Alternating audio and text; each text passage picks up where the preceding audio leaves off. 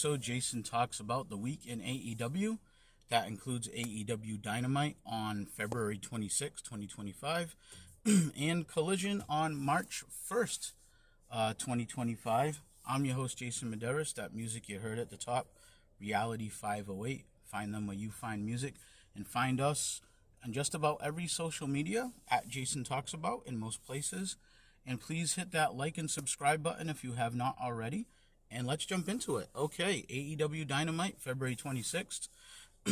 Show opens with Cope arriving in an ambulance. And he says the ambulance is for the Death Riders. For those of you who haven't been following, he's been taking out the Death Riders one by one with the idea that it'll be him and Moxley one-on-one for the belt at Revolution with no interference. I have a feeling there will be interference, and I think it's going to be Jay White screwing him over, and then a couple things can happen. I think Cope might win the belt. Jay White attacks him. Christian cashes in. But I guess we'll see. Anyway, so then we go to a video of MJF getting his AEW tattoo removed, supposedly, from his ankle. I mean, that's what it looked like was going on with this guy doing a tattoo. I don't know how real it was, but that was the idea.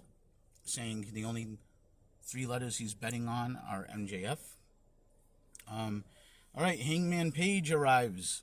He's in looks like some kind of like electric truck. I don't know the brand, but it was like a smallish pickup truck, and looked like an electric vehicle. It had the horns on there, like the bull horns, like JBL used to have on his limousine. And he pulls up. He comes out of the truck. The crowd goes nuts. Cowboy shit chants. He comes, the camera follows him right through the whole gorilla position and everything. Now, bang, he's into the arena. He's fighting Aaron Solo. Aaron Solo's already waiting in the ring. Quick squash match. Buckshot lariat. He pins Aaron Solo. He grabs a chair and the mic. He says, I'm paraphrasing, a little bitch spit in my face last week, and I'm going to sit here and wait for MJF. MJF's music hits. He comes out. He's got a bloody towel that he's holding, and he says, so you want to fight? You want to fight right now? Does that whole heel thing? The crowd gets all fired up. He says, no, I'm not going to fight you now. You're an animal. And he goes, and by the way, aren't you worried about your friend? And backstage, we see Christopher Daniels, who looks like the camera caught him punching himself, to get somewhat. So he was. I should back up. He was bleeding. He got juice, and it really looked like the camera caught him hitting himself, like at the last second. So I don't know. Not bad camera work by AEW right there. So then we go to Hangman searching for him, because MJF at this point had taken off quickly. So Hangman is searching in the back. When he finally finds Daniels and asks for help. You know who could have helped Daniels? The boom guy and the cameraman and all the producers and all the people that were all around him that were caught in the camera shot. So, I hate this stuff because, I keep talking about it. I'm not an AEW hater. I want them to succeed. But, man, a lot of this segment looked so low rent. And it's kind of sad because this is 2 of your better guys here, Hangman and MJF. And that's the last thing you want to do is make something they're involved in look low rent. But it did. I just got to call him like I see him. Not shitting on the match or anything. I'm looking forward to these 2 guys fighting. But they just need a lot more polish. I don't know who's producing their stuff or whatever in the show, but they need to get somebody that's competent to do this stuff. Okay, so Renee's in the back with Jericho. Don Callis is coming out of his locker room. Looks like they're working together. And Brian Keith is going to collect the bounty on Ospreay tonight that Callis put on Ospreay. Which I don't understand because, look at Brian Keith and look at Will Ospreay. Don Callis has monsters like Brian Cage and Lance Archer, and he's going to Jericho saying, hey, can I pay you for Brian Keith's services, who is way smaller than Ospreay? I don't know. There's just the whole logic makes no sense here. I guess it's just because Brian Keith's name is the Bounty Hunter. We had to do this. Anyway, Ospreay versus Brian Keith. Callis and Fletcher are watching up in a suite.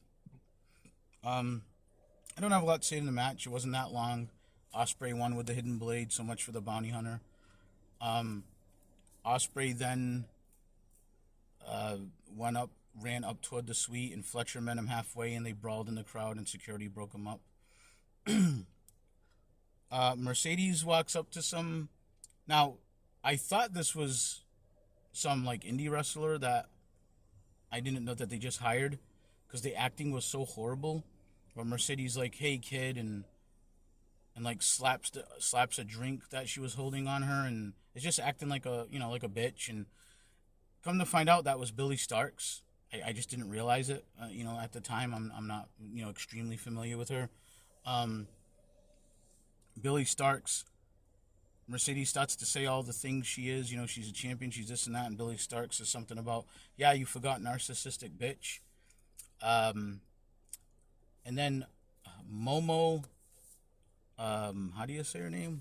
Watanabe, I believe, comes out of nowhere with a baseball bat and swings it at Mercedes and misses, and Mercedes runs. This all takes place in the backstage area. The acting was horrible. So, yeah, we're not doing good so far here on Dynamite. I mean, the Ospreay-Keith match was okay, but it was what it was. I mean, Ospreay probably should have beat him in a few minutes less. So then we had the Outrunners versus the Murder Machine. There's some guys I like in this match. I like the fact that the Outrunners have gotten themselves over organically. I actually am a fan of Brian Cage. I think he's woefully underutilized. But they seem to have some really awkward chemistry in this match.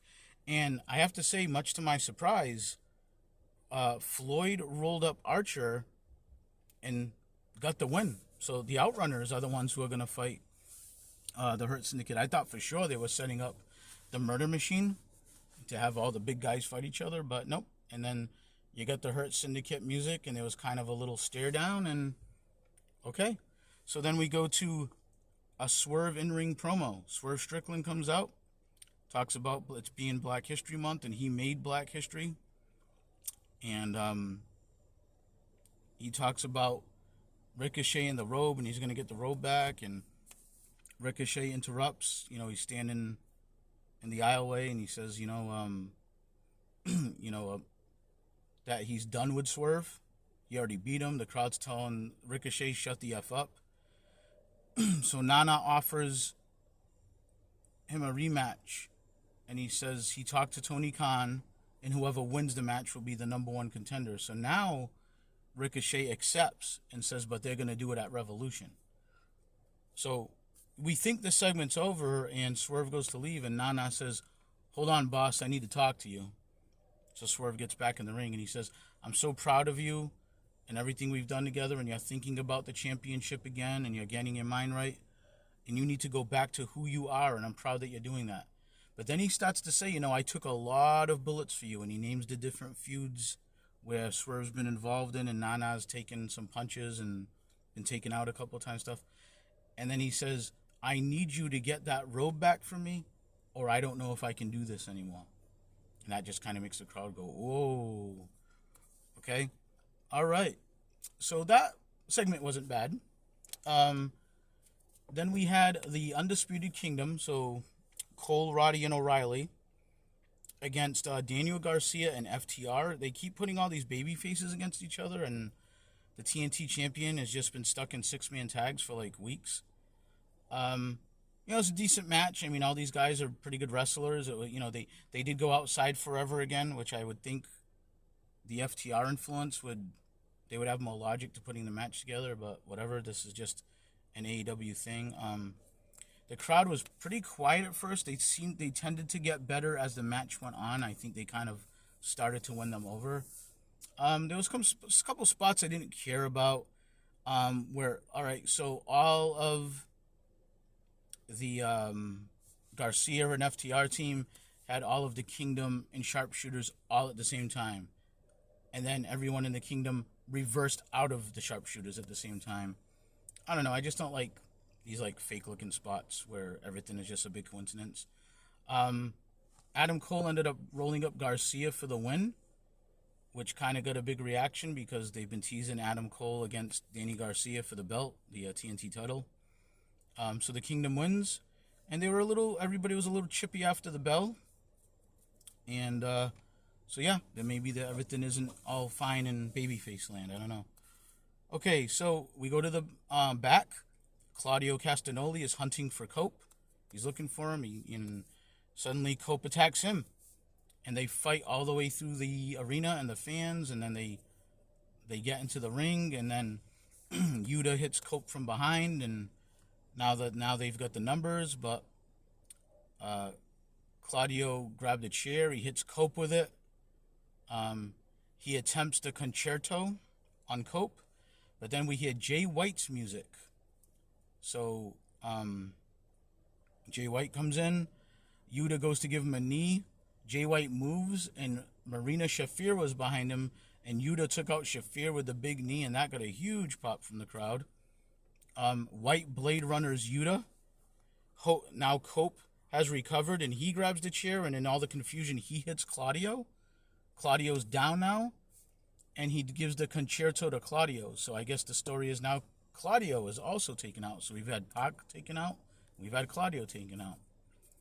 Then they set Shafir up, and the babyface Copeland looked like he was about to concerto a woman, Marina Shafir. Even the announcers were saying, no, don't do this, Cope, don't do this. But Willow Nightingale's music hits, and she comes out, and she asks Cope for the chair, and he gives the chair to her, and she concertos Shafir. So I guess good thing for Willow, because I guess babyface Copeland was going to scramble a woman's brains between two chairs. Okay. Harley Cameron fought Deonna Purrazzo, and Harley won with a reverse DDT maneuver. And again, is Harley, Ric Flair in the ring? No, but she's organically over, and I think anybody that AEW can kind of ride right now, they should do it. If the fans want it and they're asking for it, why not? Okay. And then the main event was the International Championship. So I just want to point out, Orange Cassidy has been back 2 weeks. He's been in the main event 2 weeks. This is the issue, I think, with the whole Tony Khan booking. I'm not trying to insult Orange Cassidy, the man or the person, or he has talent, but the fact that this is the main event, I mean, there's got to be bigger people that you can put against each other. It's just my opinion. So the champion Takeshita versus Orange Cassidy. Callis was on commentary. It went a while, I think almost 20 minutes, and Takeshita ended up winning with the Raging Fire maneuver. So, not a good episode of Dynamite, in my opinion. Let's take a look at Collision.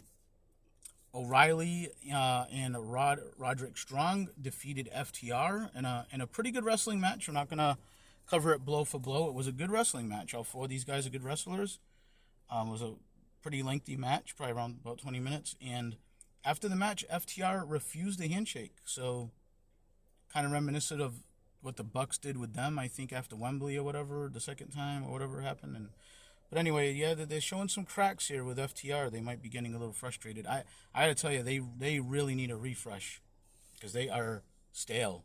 And you want to talk about organically over, that crowd used to explode when their music hit, and now it's just kind of a murmur. Wheeler Yuta fought Willie Mack and defeated him rather easily. Mox came out and cut an in-ring promo, and he yelled at and he told Yuta, "I need you to take out Cope Wednesday. I want you to take him out." And then he hit Willie Mack with the briefcase, I guess, to show how crazy and dangerous he is. In the back, Billy Starks bumped into Mercedes again, and this time threw tea on her. And Mercedes was mad and called her a bitch and stood there fuming while Billy Starks walked away laughing. So I guess they're going to have some feud or something. Tony Storm cut a promo in bed with a neck brace on, and she says that she wants a no disqualification Falls Count Anywhere match at Revolution. They're calling it the Hollywood Ending match, I guess. Swerve Strickland came out and this was a decent match. He fought Clark Connors from New Japan. He's part of the Bullet Club. I'm not super familiar with him. I know he was in the Forbidden Door like 3 years ago or something. But I wrote that, like, he looks really good. He's well built. He seems to be a decent wrestler. He's got like kind of a cowboy gimmick, and I don't understand. Like, so you bring this guy in, who we haven't seen in 3 years, and you throw him in there in a semi-competitive match, which he immediately loses against Swerve Strickland. I'm not suggesting he should have beat Swerve Strickland, but I think this guy looks pretty good, and he seems to have somewhat of a name. Why wouldn't you have him just come in and start getting some wins? I mean, like I said, AEW needs some freshness. They need some over people, and this guy actually looks like something, in my opinion. But anyway, he lost. It was, like I said, it was a pretty competitive match, but Swerve wins with the house call. The Shane Taylor Promotions defeated just like a local job team, I believe. I apologize if people know who they were. I was kind of speeding through this a little bit, and I don't think they were anybody important. They bumped into didn't bump into, but Adam Cole's entrance took place as they were leaving. So they kind of like had a little bit of a stare down. And Adam Cole was getting in the ring because he was fighting Danny Garcia for the TNT title. They had a pretty decent match, good wrestling match. They made it all the way to the 5-minute remaining warning. So they were at, I believe it was 15 minutes. I think there's a 20-minute time limit. It could be 30. Forgive me if I'm wrong. But the Shane Taylor Promotions guys came back out and attacked both guys, making it a no contest. Daddy Magic was on commentary. He tried to come help, and Shane Taylor took him out. Again, production, AEW. That looked really bad. What we were supposed to think is Daddy Magic didn't see Shane Taylor sneaking over the barricade and sneaking up and hitting Daddy Magic. Daddy Magic clearly saw him. He even glanced over briefly and then tried to pretend he didn't see him. Didn't look good, but whatever. He takes out Daddy Magic. And then I wrote, where's Roddy and O'Reilly? Like, these guys, everybody's just getting the shit beat out of them. Roddy and O'Reilly, we know are there. They wrestled earlier. I'll apologize if I missed something, or if there was some segment where Adam Cole said, hey guys, go home, I got this, or whatever. I didn't see that. I fast forward some stuff, but I usually pay attention to when people are on the screen or not, and so just don't know where those guys were. I guess they weren't looking at a monitor, but when their best friend is in a title match, I thought that maybe that would be important for them to check out. All right, so I've been asking for this for a while, and Queen Aminata got to win. She defeated Julia Hart. So Hart's going to win, Aminata's going to win. I guess they'll have a rubber match, which I would bet they'll probably put Julia Hart over. But I was just happy to see Queen Aminata win. I think she's got a ton of potential. And she looks like something, and she's tall, and she can work, and she's unique. And I've said it before, AEW, it's not that they don't have talented women. They just don't book the women well. I mean, if you go down the list of Queen Aminata and Statlander and now Megan Bain and Willow Nightingale and Toni Storm and Mariah May and Serena Deeb and Thunder Rosa, and even if you want to throw Julia Hart, I just rattled off about 8 or 9 names. So you could probably have a solid 10-woman Harley Cameron, again, I forgot about Dina Purrazzo and Taya Valkyrie. All the women I mentioned, most of them are good wrestlers. And most of them look really good. So the issue isn't the amount of women or the talent of the women. The issue is the booking of the woman. I didn't even mention Mercedes. She's the champion. So, yeah, definitely 10 or 11 girls right there that if with some good, solid booking and storylines, you have a good enough, you could at least even focus on, let's put 5 or 6 over here. Or, we used to hear about the SmackDown 6. Let's have a Collision 6 and a Dynamite 6. And let's just focus on them. And let's build these 6 girls up and get them in feuds, and every now and then call in local talent to get them some, I don't want to say artificial wins, but some easy wins, and go from there. I mean, there's talent there. Anyway, I'll get off my soapbox. I just got a little sidetracked because I have been beating the drum of Queen Aminata for a while. People like her, I think, should be getting some wins. I think about people that look like athletes, like Lady Frost, and, it's just, I don't know. I don't know what AEW is thinking sometimes with the booking. But anyway, sorry. Well, let's get back on track here. Brody King goes to check on Julia Hart, who's kind of laid out. And Okada attacks him with the belt and lays him out.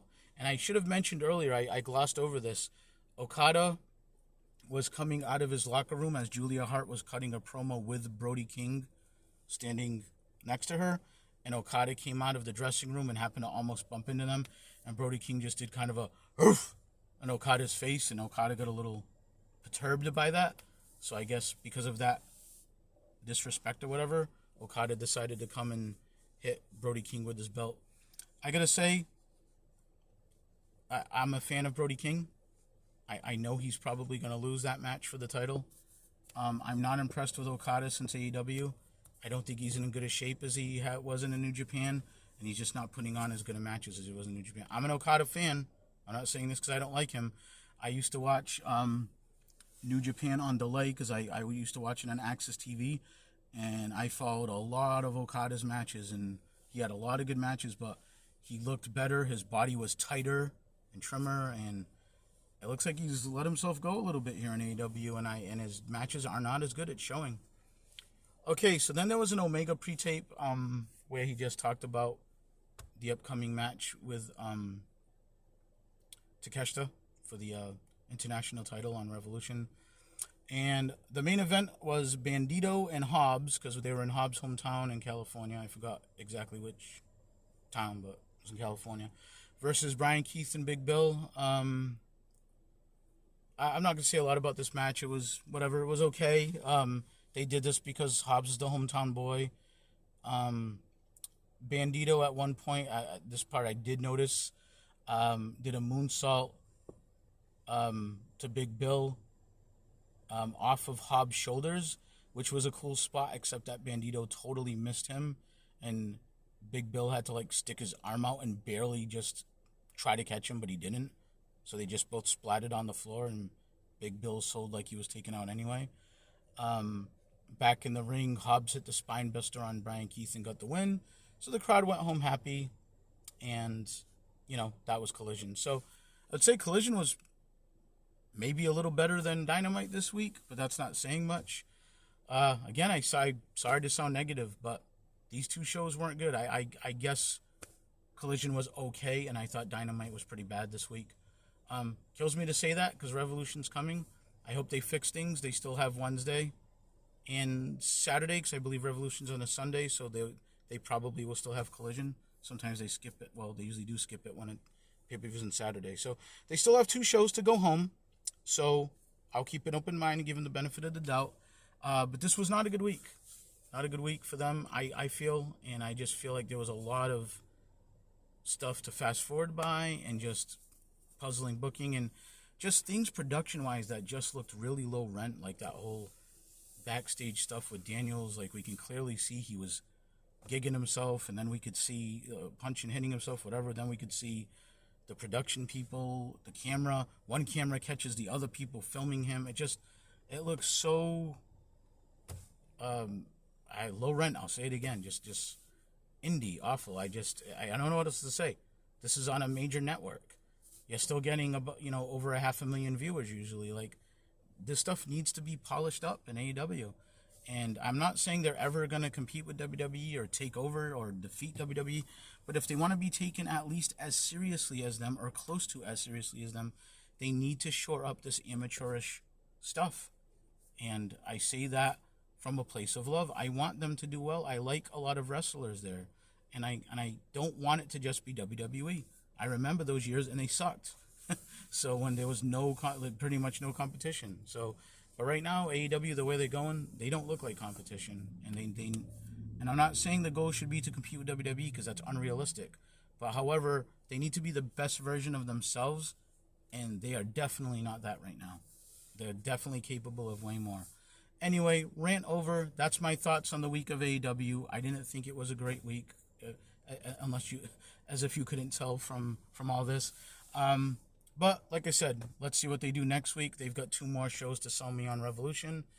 And next week, I'm not sure if I'm going to cover everything because my new policy, I said this last week with Elimination Chamber, when there's a pay-per-view, I'm probably just going to cover the pay-per-view and maybe just touch on some important stuff that happened earlier in the week. So we'll see. We'll see what I have for time and if the shows really kind of wow me, maybe I'll decide to do a separate video.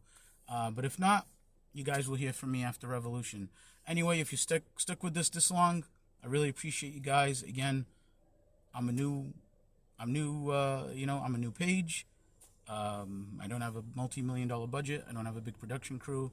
I'm just doing this as a labor of love. I love wrestling, and obviously I'm going to be talking about other stuff I have in the past. I'm going to be doing a lot more, but a lot of this page is going to be wrestling related, and I guess what the point I'm getting to here is I appreciate each and every one of you that listens, likes, subscribes, all that. So please, if you haven't, like and subscribe, share, engage, all that good stuff, and I appreciate each and every one of you. All right, guys, I'll catch you next time.